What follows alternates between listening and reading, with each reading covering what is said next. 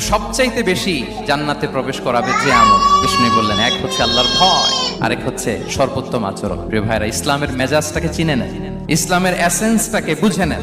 আমরা ভালো আচরণকে গুরুত্ব দিতে চাই না।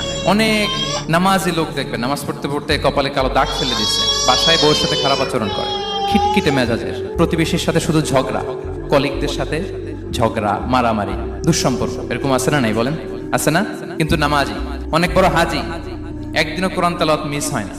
তো এত আবাদত করেও সে ইসলামের আসল এসেন্সটাকে ধরতে পারেনি। বিষ্ণু বললেন, সবচেয়ে বেশি জান্নাতে প্রবেশ করাবে যে দুটি আমল, একটি হচ্ছে তাকওয়াল্লাহ, আল্লাহর ভয়, আরেকটি হচ্ছে উত্তম আচরণ, সর্বোত্তম আচরণ। তো আমরা যেন উত্তম আচরণের অধিকারী হই, আমার স্ত্রীর সাথে যেন ভালো আচরণ করি, প্রতিবেশীর সাথে যেন ভালো আচরণ করি, ছেলে মেয়েদের সাথে যেন আমাদের অ্যাটিটিউডটা ভালো থাকে, আচরণটা ভালো থাকে, কলিগের সাথে যেন ভালো থাকে। বিশ্বনবীর আচরণ যেমন ছিল তেমন আচরণ যেন আমরা গড়ে তুলতে পারি। আওয়াজ করে পড়ুন আমিন। সুনানে আবু দাউদের